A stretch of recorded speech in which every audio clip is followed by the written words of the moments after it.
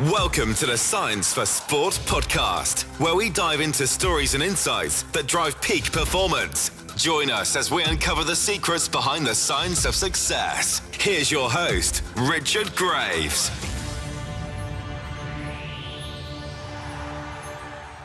Hello and welcome to the Science for Sport podcast with me, Richard Graves.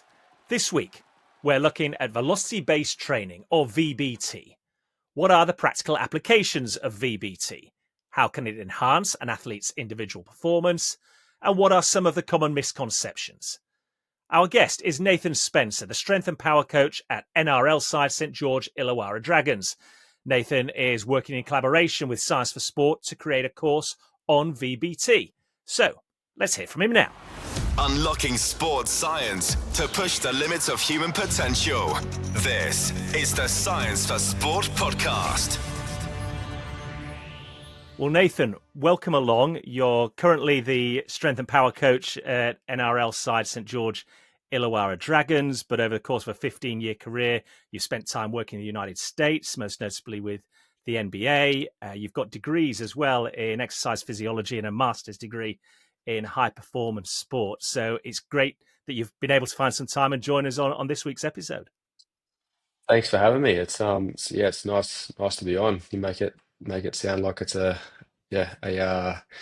short list, but a good long or so far, relatively long career in the field. And thanks for having me. I'm glad to be here. Well, I was going to say, I've just given a very brief resume there to our listeners, but for those that aren't perhaps familiar with your story, just give us an outline of the journey that's brought you to where you are today. Yep. So as you said, undergrad in exercise physiology, and transitioned out of that relatively quickly through internships to work in rugby league and work my way through junior pathways and academy programs within a couple of NRL clubs, and then made a transition into basketball here in Australia in the NBL, and was at that time completing my Masters of High Performance Sport at ACU, and then mutual connections and sort of introduced to a couple over the US, and pretty quickly found my way over to the States in 2018, where joined the Orlando Magic for 4 years, which was a really good experience, very unique, a lot of challenges, especially going through COVID and play stoppage, play resumption, and all the rest of that.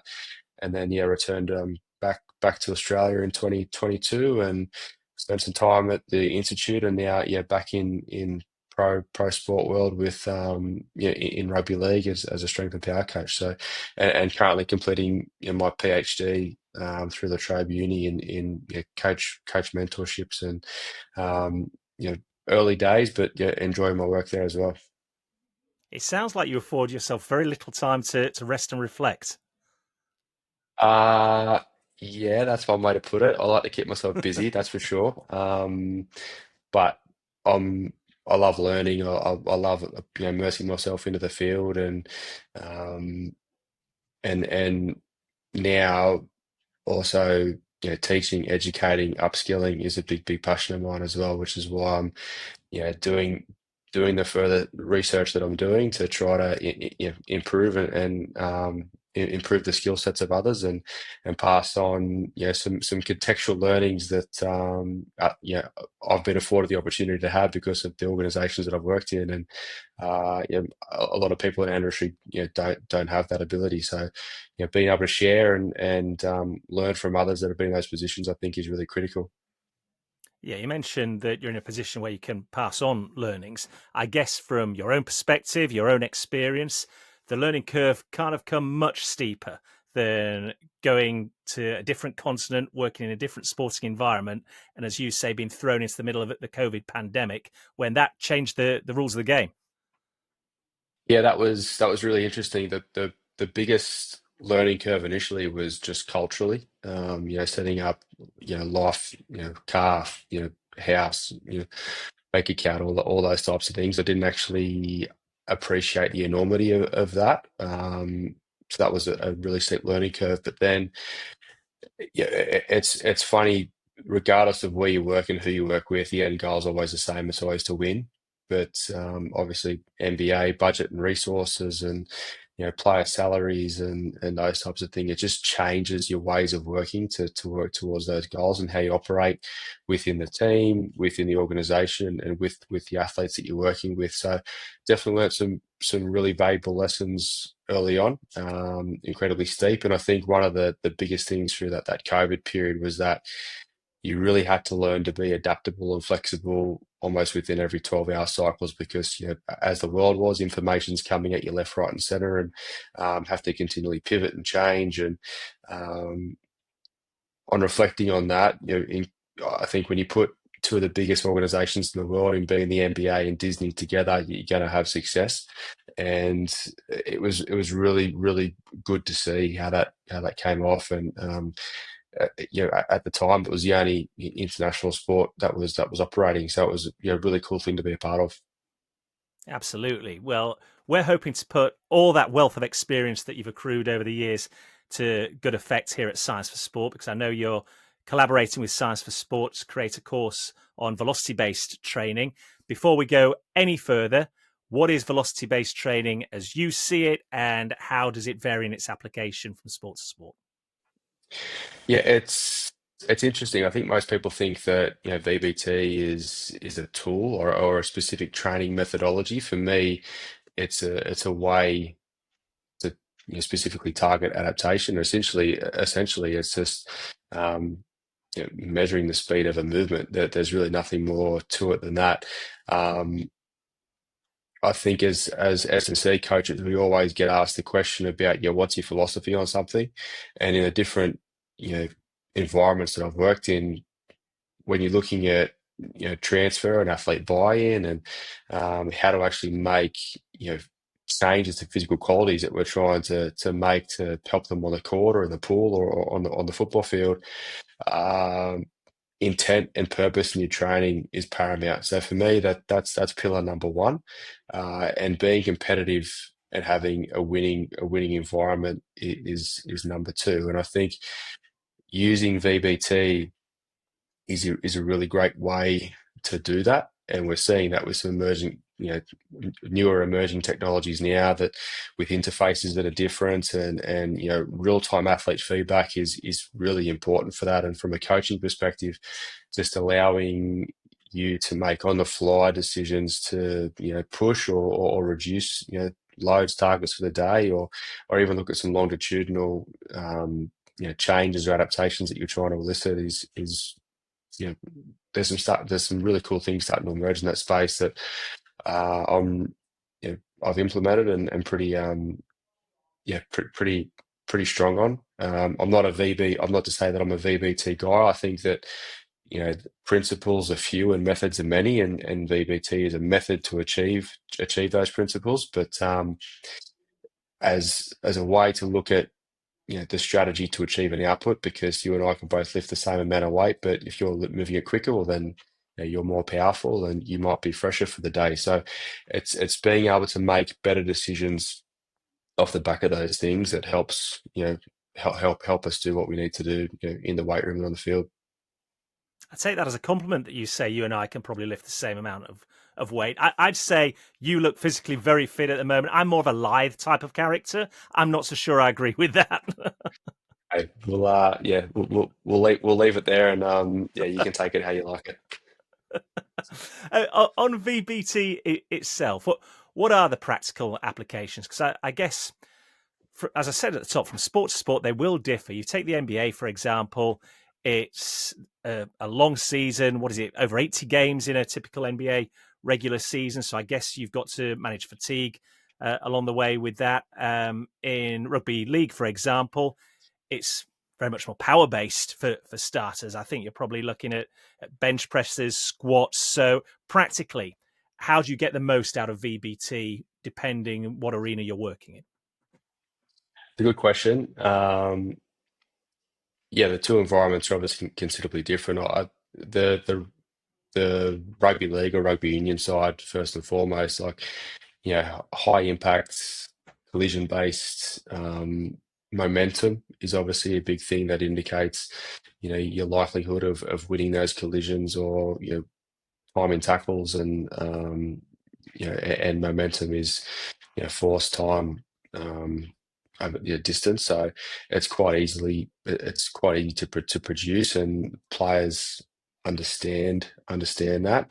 So with your key movements, obviously that's what you would be recording. The NBA, as you said, it's 82 games, typically over 165 days, and that includes pre-seasons. And from memory, we I think over the course of one season, we only had 17 team training sessions that included a preseason, which are two a day. So with the CBA and those types of things, and how that impacts when you can train, what you can do, your windows of trainability in the NBA are so much smaller that there's got to be a better level, or an improved level of precision with what you do and why you do it. And I think what you find is, regardless of whatever sport you're working in, your programming becomes habitual, and very frequently will you change, especially if it's a week to week schedule. And basketball is no different. You'll play 3 games one week and 4 games the next.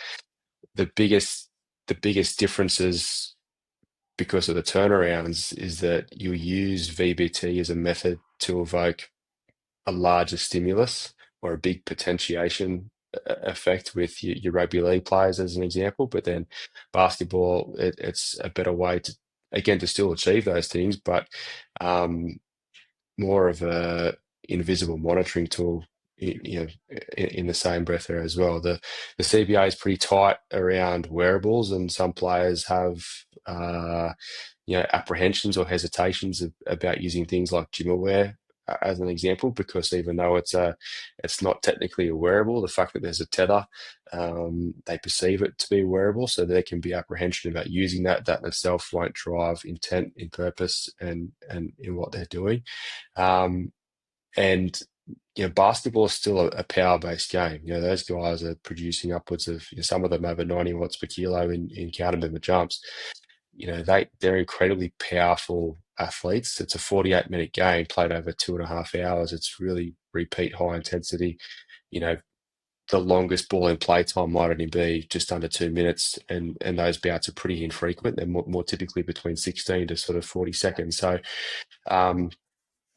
whilst the demands of the sports are very different, the underpinning properties are still power for collision versus power for speed and faster contractile time, is probably the two biggest differences. And again, VBT is still a great way to evoke those changes and drive drive that intent within the gym environments. Given what you've just said there regarding the collective bargaining agreement that's operating in the NBA right now, there's so much tech available on the market to any coach that wants to tap into it. But if you're restricted in the number of training sessions, I think you said 17 were available there. You've got apprehension about wearables. What's the most effective piece of technology you came across in order so you could get the most out of this method? That's a really good question, to be honest.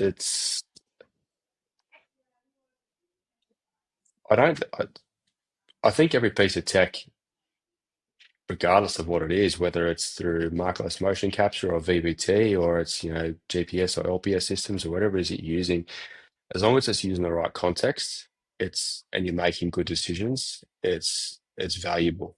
There are pros and cons, obviously, with everything. Our LPS provider, or our indoor tracking was Connexon. Great for when we were training at our home facility, but when we traveled on the road, we didn't have a portable system, so we're making decisions off assumed numbers, off assumed data, which it wasn't quite the same. And then you overlay Was that the second biggest spectrum into challenge you that. found in that environment? Yeah, that was one of, and then again, Second Spectrum was was a live in-game data provider, which was a league-wide agreement, and it's not apples to apples. It's barely apples to oranges when you actually look at some of the raw data that comes through. And that could be said the same for perhaps Premier League. So no, Second Spectrum have the contract there as well. So making decisions on training loads, targets, and all those types of things that other codes might take for granted because it's the same system in the same environment week in, week out. It just adds another layer of context to having it, whether it be a level error within your decision making. And so just knowing that exists.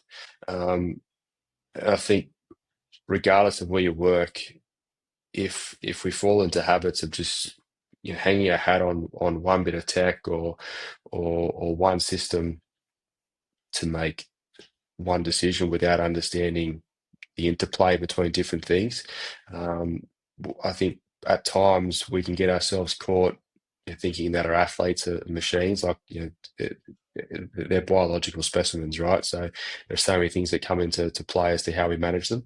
So assuming that just one bit of tech is the be all and end all. For me, one of the biggest game changers was implementing a perch as a VBT system as opposed to gym aware, purely for the fact that there was no tether.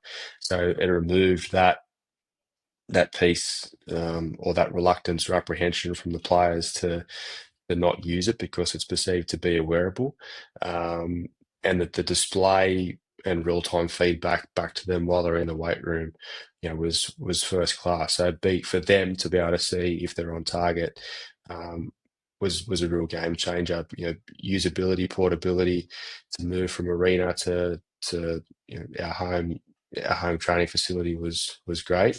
So that was probably one of the pieces from a strength and power perspective that made the biggest change. But again, it was a thing that helped us make decisions within context, but it wasn't the only thing that we hung our hat on at the time. Yeah. And I should say as well, you mentioned Perch there. We spoke to the CEO of Perch, Jacob Rothman, on a recent episode. So listeners, feel free to go back and dig that Science for Sport episode out, and you'll learn a lot more about the camera-based system that they're now utilizing across the market. But it's interesting what you talk about with technology and interpretation there, because I noticed on your LinkedIn page a few days ago, you posted this: from the NBA to NRL, the same problem shows up. No one's teaching coaches how to interpret data. In elite sport, data's everywhere, but insight, that's a rare thing. I've seen it firsthand from the NBA to the NRL. Force plate data, velocity zones, isometric outputs. Everyone's got the tools. Few know how to apply them. What I've learned, you don't need more tech. You need better education. It seems astonishing at a time when there's never been more technology available. There's rarely been more data available to coaches, managers, whoever it might be, that we seem to be lacking the wherewithal to interpret it correctly, because ultimately, without that, you're never going to do the best either for your team or the individuals you're working with, are you? Yeah, well, and that's part of the reason why I put that out there was, and you're right that tech is everywhere. It's only going to continue to get more and more readily available. And take something as simple as, say, force plates. 10 years ago, you couldn't have a force plate analysis unless you took an athlete to a university and you were um, you know marked up for biomech analysis and on 3D plates. And now it seems like every physio clinic in the world has a set of force plates because the lease fees are cheap. But from what I've seen and speaking to practitioners all over the world is what's available and what we're taught, whether it be at university level or what's even available through some of the resources in the own companies. It gives you a small insight, but until you've experienced some of those things at a bigger level, your decision making just isn't quite good enough. And take something as simple again as, say, a force plate, where the counter movement jump is the most widely reported test from a force plate in all the literature. If you went to any facility, any pro facility, any private facility, I would hazard a guess to say that 95% of them would just be reporting on jump height, on relative peak power. But irrespective of what we're looking at there, whether we're going to make decisions on athlete readiness or return to play, you know, those things by and large aren't sensitive enough to change. So your decision making on when to push, when to pull, or actually looking at easier exercise interventions working, you could be making the wrong decision. So understanding that there are multiple layers to those things, and even how those metrics are derived, and take velocity-based training, they measure mean and peak velocities. Looking at time to peak, or looking at durations of lifts, because they're derived, they're not true. We make decisions at times of things that don't give us the source of truth. So force plates, they measure force and time. Everything else off the back of it, but off the back of that, are derived or calculated from those things. GPS as well, they measure distance and time, accelerations, and once we get over 6 meters a second because of a 10 hertz or a 15 hertz GPS unit, we start to have error in those things. But yet we hang our hat sometimes on this player has to hit this exact number of meters of high speed running, but we don't account for error or context behind exactly what that data is telling us. Or again, the tech provider might change the dwell time on the GPS unit, and all of a sudden all your past metrics or your past numbers are off, and what you think might actually not be what it is. So I think it's understanding how those things are derived, what comprises them, and the interplay between one and the other to help you make the right decision. From what I've seen, it's not just in one environment. And what I think we're seeing on the back end of that too is that we're all under pressure to make the right decisions for a problem that resulted today, but have the answer for it yesterday. So we don't actually have the time to digest it and sift through and look at the deeper level, unless you're highly skilled and highly trained to do so. And there's a number of reasons as to why that happens, I think, as well. Yeah, it strikes me just from what you're saying there, Nathan. It never hurts just to question what you're being presented with. It might take an extra few minutes of your time, and it might be there's nothing to see there. But if you don't question it, you're always like to have that one occasion when you miss something. Yep, you're bang on. It's something actually that an old boss of mine, Alex Natera, who most people would be pretty familiar with. In my time working with him, he was very big on proving what you know, because even if you know it, if you think you know it to be true, just from your own practices as the coach, well, then prove it. And if you can measure it, just so you affirm your own biases. And the worst that can happen is that it might show you something else. So having the time and space to do those things, is incredibly important. And it's your own way of your own professional development as well. Yeah, looking ahead then to what lies ahead, certainly in the world of VBT, in your opinion, is it more about getting more from the data it's presenting with us now, or do you see it being utilised in different ways moving forward, different technologies looking to, what's the word I'm looking for? Not enhance it, but complement it? I think for me, VBT is one of the only ways to actually objectify what happens in the gym. We will use, again, force plates to monitor neuromuscular fatigue as an example, and we'll have GPS to monitor what happens on field. But VBT is the only way to truly objectify what happens in a gym.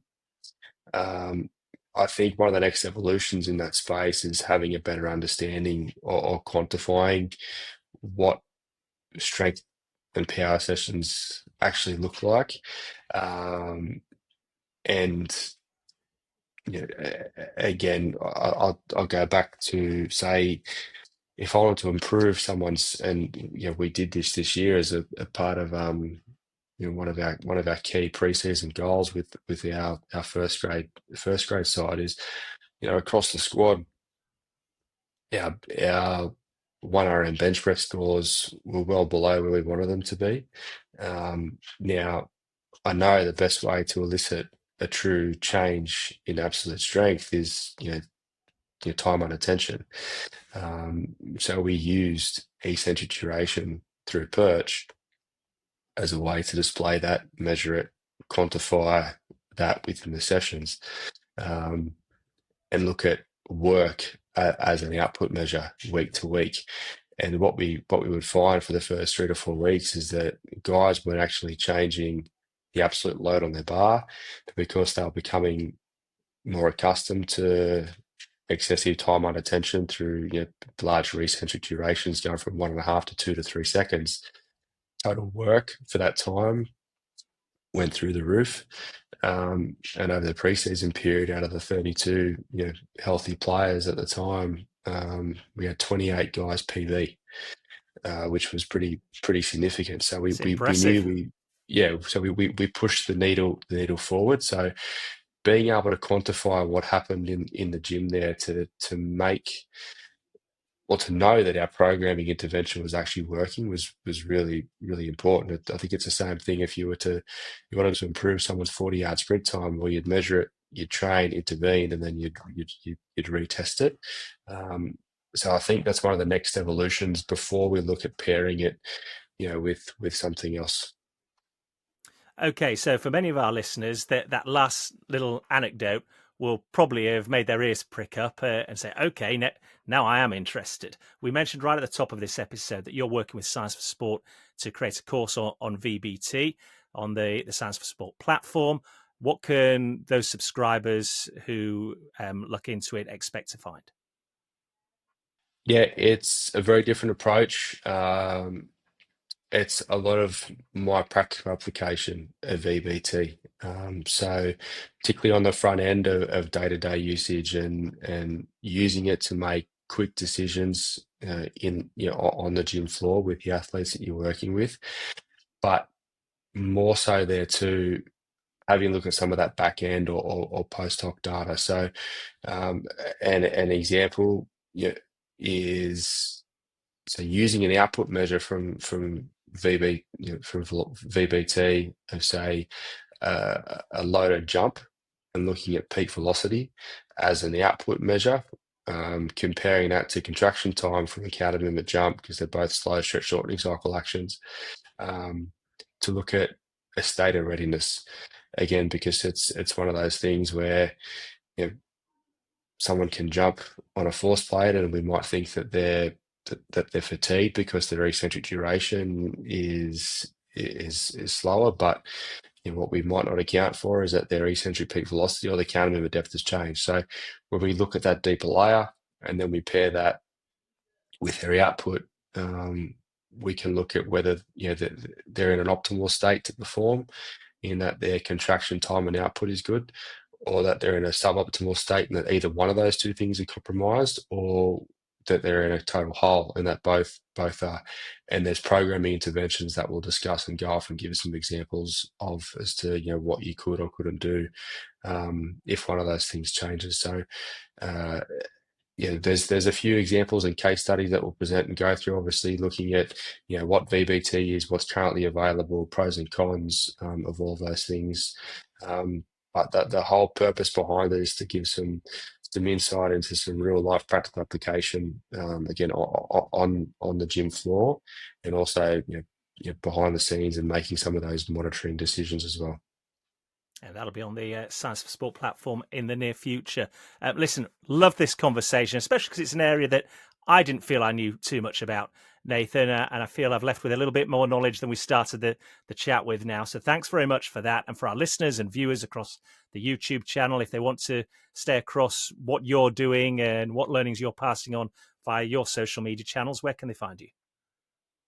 Yep, LinkedIn, Nathan Spencer, or Instagram is Performance Coach Spencer, or just you can email me, nathan@strength-iq.com is a good way to get in touch with me as well. Fantastic. We certainly will. I'll be across all those platforms for sure as well. Thanks for your time. It's been a fascinating chat and I've really enjoyed it. No worries. Thanks for having me. I appreciate it. unlocking sports science to push the limits of human potential. This is the Science for Sport podcast. Many thanks to Nathan for taking the time to join us on this week's podcast and share his thoughts on velocity-based training and its application. If you found what he had to say interesting and want to find out more, you can do so by visiting our website, www.scienceforsport.com. And if you've enjoyed this particular episode, please do feel free to share it with a coach, a colleague, an athlete, or a friend. The more downloads we can get, the easier it is then for us to attract top-name athletes or professionals at the leading edge of their industry, such as Nathan Spencer, onto the show. Well, that's just about all for this week's episode. Thanks once again for listening, and I look forward to the next time you join me on the Science for Sport podcast. Subscribe to the Science for Sport podcast now, wherever you listen to your podcasts. For more insights, resources, and to join the Academy, visit scienceforsport.com and connect with us on social media by searching for @ScienceForSport. Thanks for listening, and we'll see you next time.